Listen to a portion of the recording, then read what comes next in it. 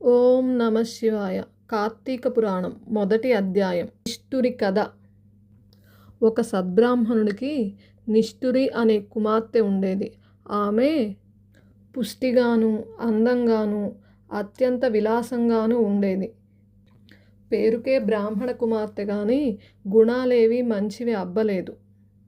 గయ్యాళిగాను కాముకురాలిగాను చెడ్డ గుణాలు కలదిగా ఉన్న నిష్ఠురికి ఆమె గుణాల రీత్యా కర్కశ అని పిలుస్తుండేవారు.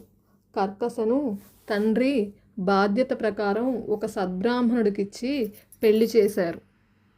ఆయన పేరు మృతశర్మ. మృతశర్మ చదువుకున్నవాడు, సద్గుణవంతుడు, సదాచారుడు, సరసుడు మాత్రమే కాక సహృదయుడు కూడా కావడం వలన కర్కశ ఆడింది ఆటగా పాడింది పాటిగా కొనసాగుతుంది. ప్రతిరోజు ఆమె భర్తను కొడుతూ తిడుతూ ఉండేది. కానీ భార్యను వదిలిపెట్టడం తన వంశానికి పరువు తక్కువ అనే ఆలోచనతో మృతశర్మ పెట్టే బాధలన్నిటినీ భరిస్తుండేవాడు.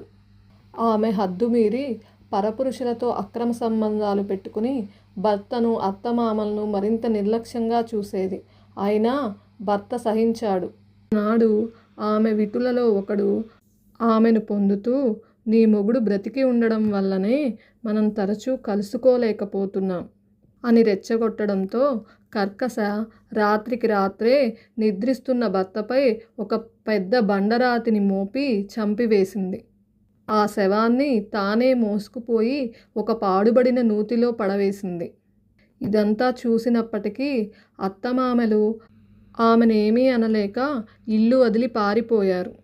అంతటితో మరింత స్వతంత్రం లభించిందని కన్నుమిన్నుగానని కామావేశంతో అనేక మంది పురుషులతో సంపర్కం పెట్టుకుని ఎందరో సంసార స్త్రీలను కూడా తన మాటలతో భ్రమింపచేసి తన విటులకు తార్చి తద్వారా సొమ్ము చేసుకునేది. కాలం గడిచింది. కర్కశ బలం తగ్గింది. యవ్వనం తొలగింది. శరీరంలోని రక్తం పల్చబడడంతో కర్కశ జబ్బు పడింది. పురుషులతో సాగించిన శృంగార క్రీడల పుణ్యమా అని అనూహ్యమైన వ్యాధులు సోకాయి. పూలగుత్తి లాంటి మేము పుండ్లు పడిపోయింది. అందరూ ఆమెను అసహ్యించుకోవడం మొదలుపెట్టారు. తినడానికి తిండి, కట్టుకోవడానికి బట్టలు కూడా లేక నడివీధిన పడి మరణించింది. కర్కశ శవాన్ని కాటికి మోసుకుపోయే దిక్కు కూడా లేకుండా పోయింది. యమదూతలు ఆమెను నరకానికి తీసుకువెళ్ళారు. యముడు ఆమెకు భయంకరమైన శిక్షలను విధించాడు. భర్తను విస్మరించి పరపురుషులను ఆలింగనం చేసుకున్నందుకు ఆమె చేత మండుతున్న ఇనుప స్తంభాన్ని కౌగలింపచేశాడు. భర్త తలను బద్దల కొట్టినందుకు ముళ్ళ గదలతో ఆమె తల చితికేటట్లు మోదించారు. భర్తను దూషించినందుకు, కొట్టినందుకు, తన్నినందుకు కర్కశ పాదాలను పట్టుకుని కఠిన శిలలపై వేసి బాధించారు. సీసమును కరిగించి చెవులలో పోశారు. కుంభీపాక నరకానికి పంపారు. ఆమె పాపాలకు గాను ఆమె ముందరి 10 తరాల వారు, తదుపరి 10 తరాల వారు కూడా ఆమెతో కలిసి మొత్తం 20 తరాల వాళ్ళు కుంభీపాక నరకంలో కుమిలిపోసాగారు. ఆమె నరకంలో అన్ని శిక్షలు అనుభవించిన తరువాత 15 సార్లు భూమిపై కుక్కగా జన్మించింది. 15వ సారి కళింగ దేశములో కుక్కగా పుట్టి ఒక సద్బ్రాహ్మణ గృహంలో ఉంటూ ఉండేది. ఇలా ఉండగా ఒక కార్తీక సోమవారం నాడు ఆ బ్రాహ్మణుడు పగలు ఉపవాసముండి శివాభిషేకం నిర్వహించి నక్షత్ర దర్శనం చేసుకున్న తరువాత నక్త స్వీకారానికి సిద్ధపడి ఇంటి బయట బలిని విడిచిపెట్టాడు.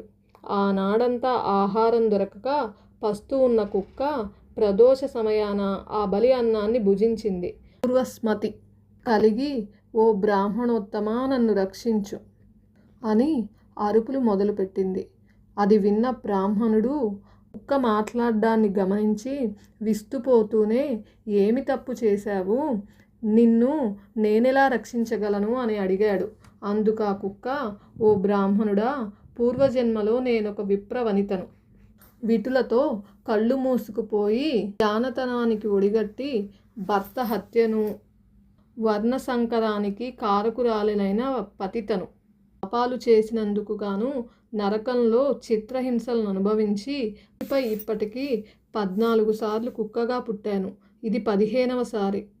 అటువంటిది ఇప్పటికిప్పుడు నాకు హఠాత్తుగా పూర్వజన్మ ఎలా గుర్తుకు వచ్చిందో అర్థం కావటం లేదు. దయచేసి వివరించండి బ్రాహ్మణోత్తమా అని కోరినది. బ్రాహ్మణుడు సర్వాన్ని జ్ఞాన దృష్టి చేత తెలుసుకుని, సునకమా, ఈ కార్తీక సోమవారం నాడు ప్రదోష వేళ వరకు పస్తుండి నా చేత విడువబడిన బలి భక్షణమును చేయుట వలననే నీకు ఈ పూర్వజన్మ జ్ఞానం కలిగిందని చెప్పాడు. ఇప్పుడు కుక్క అంటే కర్కశ. ఓ బ్రాహ్మణోత్తమ, నాకు మోక్షం ఎలా సిద్ధిస్తుందో చెప్పగలరని కోరినది.